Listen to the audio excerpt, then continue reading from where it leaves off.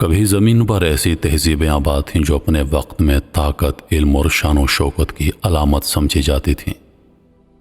ان کے شہروں کی سڑکیں قلعوں سے گزرتی، ان کے مندر آسمان کو چھوتے اور ان کے حکمران اپنے آپ کو خداؤں کا ہمسر سمجھتے۔ مگر پھر ایک دن سب کچھ بدل گیا۔ وہ عظیم شہر جو زندگی سے بھرپور تھے اچانک ویران ہو گئے۔ ان کے محلات ٹوٹ کر مٹی میں مل گئے۔ ان کے لوگ غائب ہو گئے جیسے وہ کبھی تھے ہی نہیں۔ مایا تہذیب کے جنگلات میں چھپے کھنڈرات، انڈیز پہاڑوں پر گمشدہ ان کا سلطنت کے راز، موہنجو داڑو کے پراسرار شہر اور ایسٹر آئی لینڈ کے خاموش پتھر کے مجسمے، یہ سب ہمیں ایک ہی سوال کرنے پر مجبور کرتے ہیں۔ آخر ان کے ساتھ کیا ہوا؟ کیا یہ قدرتی آفات تھیں، خانہ جنگی یا پھر بیماری، یا کچھ ایسا جو ہماری سمجھ سے باہر ہے، کوئی مافوق الفطرت راز؟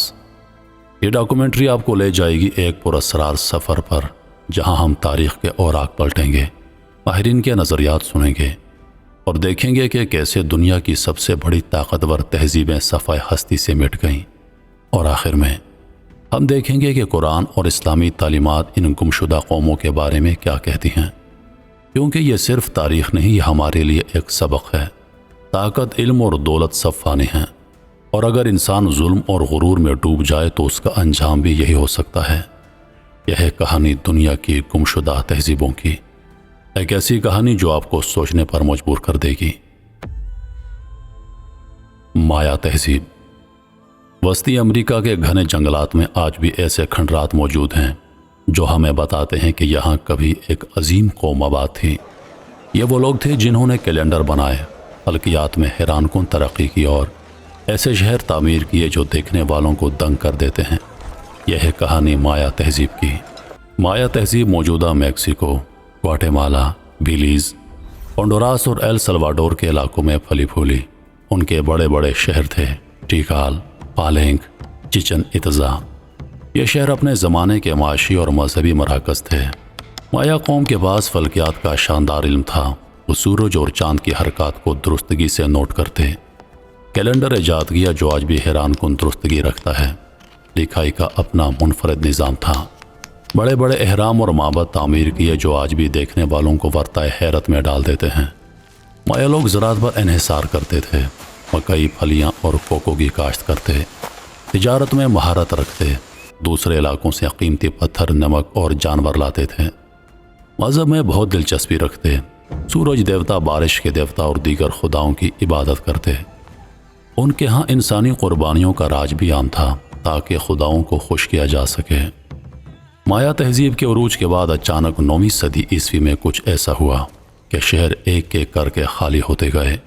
بڑے بڑے معبد ویران ہو گئے، آبادی تیزی سے کم ہو گئی۔ یہ سب کچھ اتنا اچانک ہوا کہ آج تک محققین حیران ہیں۔ مورخین اور سائنسدانوں نے کئی نظریات پیش کیے ہیں۔ طویل خشک سالی، پانی کی کمی اور فصلوں کی بربادی، قحط سے بڑے پیمانے پر اموات، جنگیں اور خانہ جنگی، مختلف مایا تہذیبوں کے درمیان طاقت کی جنگ، مسلسل لڑائیوں سے وسائل ختم اور معاشرہ کمزور، وبائی امراض جنہوں نے آبادی کو کم کر دیا۔ کچھ محققین کا ماننا ہے کہ لوگوں نے مذہبی خوف کی وجہ سے شہر چھوڑ دیے۔ حالیہ ماہرین آثار قدیمہ نے لائیڈار ٹیکنالوجی استعمال کر کے جنگلات کے نیچے چھپے ہزاروں ڈھانچے دریافت کیے ہیں۔ اس سے پتہ چلتا ہے کہ مایا تہذیب پہلے سے کہیں زیادہ بڑی تھی اور شاید ان کے وسائل بھی اتنے ہی بڑے تھے۔ آبادی کا دباؤ، وسائل کی کمی اور آخرکار مکمل انہدام۔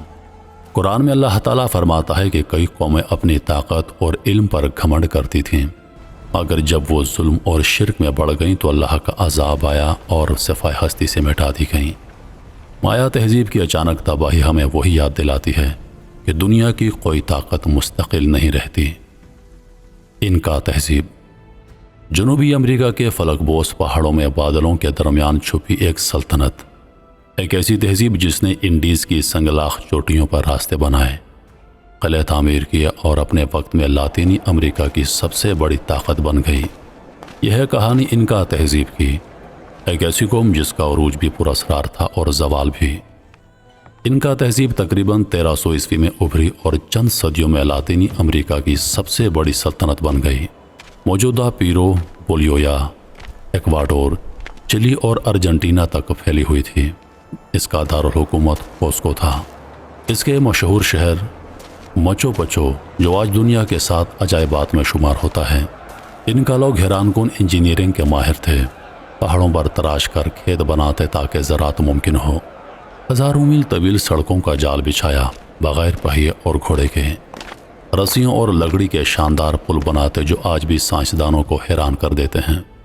ان کا معیشت کا بنیادی ستون زراعت تھا۔ مکئی، آلو اور کینوا اگاتے۔ کھانے پینے کی چیزیں ذخیرہ کرنے کے لیے قومی گودام بنائے گئے تھے۔ یہ نظام اتنا مضبوط تھا کہ قحط کے زمانے میں بھی پوری سلطنت کا پیٹ بھر سکتا تھا۔ ان کا معاشرہ سخت نظم و ضبط پر مبنی تھا۔ ہر شخص کو زمین اور وسائل حکومت سے ملتے تھے۔ ایک اجتماعی نظام تھا جہاں ہر کوئی مزدوری اور خدمات انجام دیتا تھا۔ 1533 عیسوی میں جب ہسپانوی فاتح فرانسسکو پزارو اپنے چند سو سپاہیوں کے ساتھ آیا تو ان کا سلطنت کے لیے یہ تباہی کا آغاز تھا۔ ان کا سلطنت پہلے ہی اندرونی خانہ جنگی سے کمزور ہو چکی تھی۔ اتاوالپا اور اس کے بھائی ہواسکار کے درمیان تخت کی جنگ چل رہی تھی۔ پزارو نے چالاکی سے اتاوالپا کو قید کیا اور پھر مار ڈالا۔ ہسپانوی فوج نے مقامی لوگوں کو تقسیم کر کے سلطنت پر قبضہ کر لیا۔ ان کا سلطنت کے زوال کے بارے میں ماہرین کئی باتیں بیان کرتے ہیں۔ خانہ جنگی اور کمزوری، تخت کی جنگ نے سلطنت کو توڑ دیا۔ مقامی سردار ہسپانیوں کے اتحادی بن گئے۔ یورپی بیماریوں کا پھیلاؤ، چیچک اور دیگر وبائیں یورپیوں کے آنے سے پہلے ہی پھیل چکی تھیں۔ لاکھوں ان کا لوگ مر گئے اور آبادی کمزور ہو گئی۔ ہسپانیوں کے پاس بارود اور آتشی اسلحہ تھا۔ ان کا فوج روایتی ہتھیار استعمال کرتی تھی۔ مچو پچو آج بھی ان کا تہذیب کی سب سے بڑی علامت ہے۔ ماہرین کے مطابق یہ یا تو شاہی محل تھا یا مذہبی مقام، یا ممکنہ طور پر ایک خفیہ فوجی اڈا۔ اس کا صحیح مقصد آج تک مکمل طور پر واضح نہیں ہو سکا، جو ان کا تہذیب کو مزید پراسرار بنا دیتا ہے۔ قرآن میں ارشاد ہے کہ جب کوئی قوم ظلم اور فتنے میں مبتلا ہو جاتی ہے تو اللہ تعالیٰ اس پر ایسے عذاب مسلط کرتا ہے جو وہ سوچ بھی نہیں سکتے۔ ان کا سلطنت کی تباہی ہمیں یاد دلاتی ہے کہ دنیا کی کوئی طاقت خواہ کتنی ہی بڑی کیوں نہ ہو، اللہ کی تقدیر کے آگے نہیں ٹک سکتی۔ موہنجو داڑو، وادی سندھ کی تہذیب۔ موجودہ پاکستان کے میدانوں میں دریائے سندھ کے کنارے مٹی کے نیچے دفن ہے ایک عظیم راز۔ یہ راز ہے ایک ایسی تہذیب کا جو 4000 سال پہلے دنیا کی سب سے ترقی یافتہ شہری تہذیبوں میں شمار ہوتی تھی۔ یہ ہے کہانی وادی سندھ کی تہذیب، موہنجو داڑو اور ہڑپا کے لوگوں کی، جو اچانک تاریخ کے افق سے غائب ہو گئے۔ وادی سندھ کی تہذیب تقریباً 3300 قبل از مسیح میں وجود میں آئی اور کئی صدیوں تک ترقی کرتی رہی۔ یہ دنیا کی سب سے قدیم تہذیبوں میں شامل تھی اور اس کے بڑے بڑے شہر تھے: موہنجو داڑو، ہڑپا، کالی بنگان، لوتل، ڈھولاویرا، جو کہ موجودہ بھارت میں ہیں۔ ان شہروں میں حیران کن خصوصیات تھیں: پکی اینٹوں کے گھر، باقاعدہ منصوبہ بندی کے ساتھ، سڑکوں کا گریڈ سسٹم، سیدھی اور ایک دوسرے کو کاٹتی ہوئی سڑکیں، نکاسی آب کا جدید نظام آج کے کئی شہروں سے بہتر، عوامی غسل خانہ جسے گریٹ باتھ کہا جاتا ہے، مذہبی یا اجتماعی استعمال کے لیے تھا۔ یہ تہذیب اپنی ترقی میں اس وقت مصر اور میسوپوٹیمیا کی تہذیبوں کی ہم پلا تھی۔ وادی سندھ کے لوگ زراعت پر انحصار کرتے، گندم، جو، کپاس اور تل۔ تجارت میں ماہر تھے، میسوپوٹیمیا تک سامان بھیجتے تھے۔ کانسی کے ہتھیار، زیورات اور مٹی کے برتن بناتے۔ ان کی مہریں آج بھی دنیا بھر کے عجائب گھروں میں موجود ہیں، جن پر پراسرار نشانات کنندہ ہیں۔ تقریباً 1900 قبل از مسیح کے بعد یہ عظیم تہذیب اچانک کمزور ہونے لگی اور پھر شہر خالی ہو گئے، تجارتی مراکز ختم ہو گئے، آبادی بکھر گئی اور چھوٹے دیہات میں بدل گئے۔ یہ سب اتنا پراسرار تھا کہ آج بھی ماہرین اس کے اصل سبب پر متفق نہیں ہو سکے۔ محققین نے کئی نظریات پیش کیے ہیں۔ دریاؤں کا رخ بدلنا، دریائے گھگر، ہاکڑا، جسے بعض سرسوتی ندی کہتے ہیں، خشک ہو گیا۔ پانی کی کمی نے زراعت کو تباہ کر دیا۔ شدید سیلاب یا خشک سالی، زلزلے جنہوں نے شہروں کو نقصان پہنچایا، بیماری اور وبا۔ کچھ ڈھانچوں سے پتہ چلتا ہے کہ لوگ اچانک مرے جیسے کسی وبا نے حملہ کیا ہو۔